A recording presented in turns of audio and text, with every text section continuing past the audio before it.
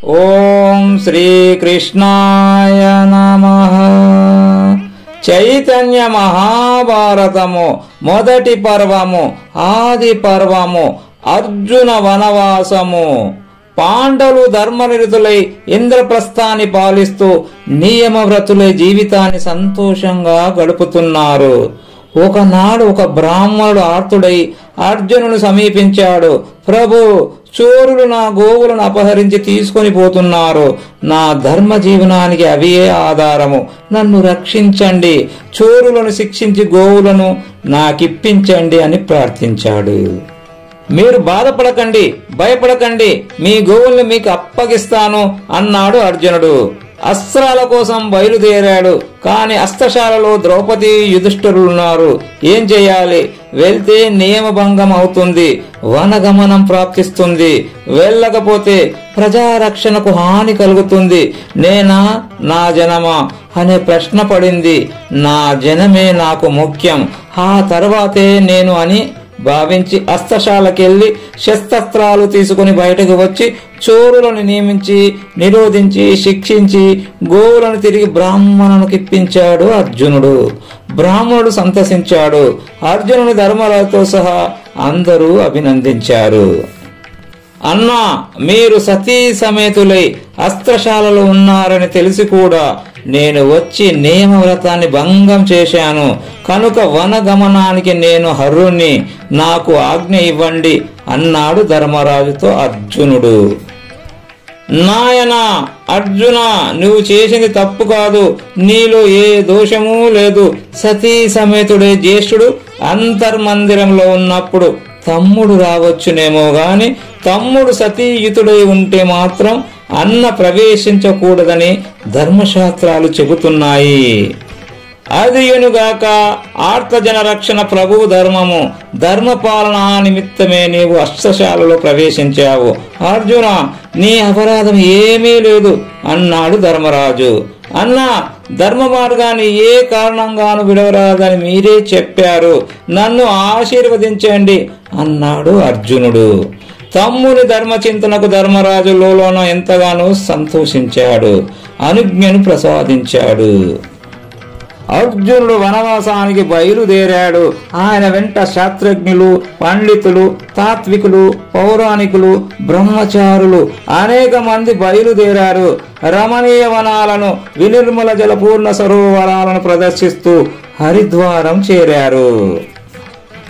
ఒకనాడు అర్జునుడు గంగలో స్నానం చేసి పితృతర్పణాలు అర్పించి అగ్నిహోత్రము చేయుటకు గంగ నుండి వచ్చుచుండగా నాగరాజు పుత్రిక ఉలూచి అర్జునుని జలంలోనే ఈడ్చుకొని నాగలోకం చేరింది.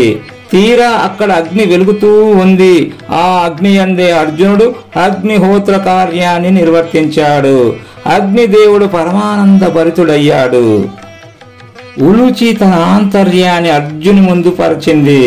తన మనసు అర్జునుని యందు కామమోహితమై ఉన్నదని తెలిపి తనను కృతార్థురాలను చేయవలసిందిగా అర్థించింది. తన వ్రత నియమాన్ని వివరించి ధర్మానికి భంగం వాటిల్లని కార్యమైతే తప్పక సంతోష పెడతాను అన్నాడు అర్జునుడు. పాండుకుమారా, నీవు వనగమనం ఎందుకు చేస్తున్నావో నాకు తెలుసు. ద్రౌపది విషయంలో మీరు 5 ఏర్పరచుకున్న నియమం కూడా నాకు తెలుసు. నన్ను రక్షించుట వలన నీకు ఏ దోషము అంటదు అని ధర్మ విశ్లేషణగా వెంచింది ఉలూచి.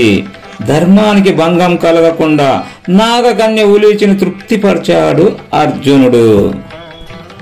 మరునాడు ఉదయం అర్జునుని తీసుకుని వచ్చి గంగా తీరంలో విడిచి వెళ్ళింది ఉలూచి. అర్జున, నా బాధను తీర్చావు, నన్ను సంతోష పెట్టావు. ఈ క్షణం నుండి నీకు జలగండం ఉండదు, జలచరాల వల్ల ఏ బాధ ఉండదు, అవన్నీ నీ వశమై ఉంటాయి అని వరమిచ్చింది ఉలూచి. అర్జునుడి వల్ల ఉలూచికి హిరావంతుడనే కుమారుడు జన్మించాడు. అతడు సుందర రూపుడు, మహాపరాక్రమ సంపన్నుడు. జనమేజయ ఆ తరువాత అనేక తీర్థక్షేత్రాలను సందర్శిస్తూ పుణ్య నదులలో స్నానాలాచరిస్తూ పవిత్ర ఆశ్రమాలను సందర్శిస్తూ గయా కాశీ క్షేత్రాల మీదుగా పయనించి అంగవంగ కళింగ రాజ్యాలను దర్శించి సముద్ర తీరాన నడక సాగించి సపరివారంగా మణిపురం చేరాడు అర్జునుడు అంటూ అర్జునుని తీర్థ విశేషాలను వర్ణిస్తున్నాడు వైశంపాయనుడు. మణిపురాన్ని విచిత్ర వాహనుడు అనే రాజు పరిపాలిస్తున్నాడు. అతనికి చిత్రాంగద అనే అందమైన పుత్రిక ఉంది. మణిపుర వనసీమల్లో వివరిస్తూ చిత్రాంగదను చూశాడు అర్జునుడు. చూడటం, మనసును పారేసుకోవడం ఒకేసారి జరిగిపోయింది. ఆమెను వివాహం చేసుకోవడానికి విముఖత చూపలేదు అర్జునుడు.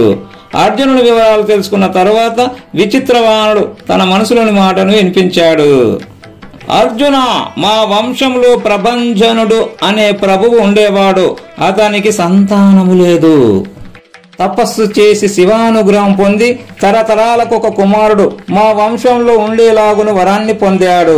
ఆ అనుగ్రహం ఇంతవరకు కొనసాగింది. నాకు పుత్రునికి బదులుగా పుత్రిక కలిగింది.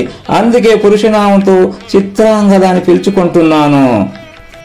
చిత్రాంగదకు కలిగే కుమారుడే ఈ వంశానికి వారసుడవుతాడు. అతడు ఇక్కడే ఉండాలి, నా రాజ్యాన్ని పరిపాలించాలి. ఈ నియమానికి నీవు అంగీకరిస్తే నా పుత్రికను నీకు ఇవ్వటానికి నాకు అభ్యంతరం ఉండదు అన్నాడు విచిత్రవాహనుడు. అర్జునుడు అంగీకరించాడు.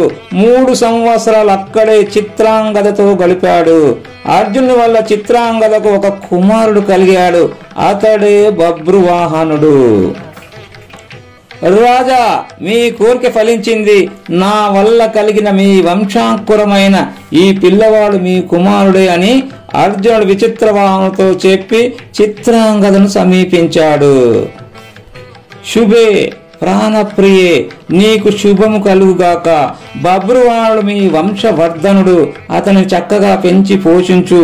కొంతకాలం తర్వాత ధర్మాత్ముడైన మా జ్యేష్ఠ భ్రాత యుధిష్ఠిరుడు మహాద్భుతంగా రాజసూయ యాగమును నిర్వహిస్తాడు. అప్పుడు మీ నాన్నతో కలిసి నా బిడ్డను తీసుకొని ఇంద్రప్రస్థానికి రా. నా సోదరులను, మా తల్లిని, మా పౌరులను చూచి నీవు చాలా సంతోషిస్తావు. నన్ను గూర్చి చింతించకు. నా ప్రాణాలు మన బిడ్డలు చలిస్తున్నాయి. ఈ పురుషరత్నాన్ని పెంచి పోషించి రక్షించే బాధ్యత నీదే అని చిత్రాంగదకు బాధ్యతలను అప్పగించి శివక్షేత్రమైన గోకర్ణకు బయలుదేరాడు అర్జునుడు.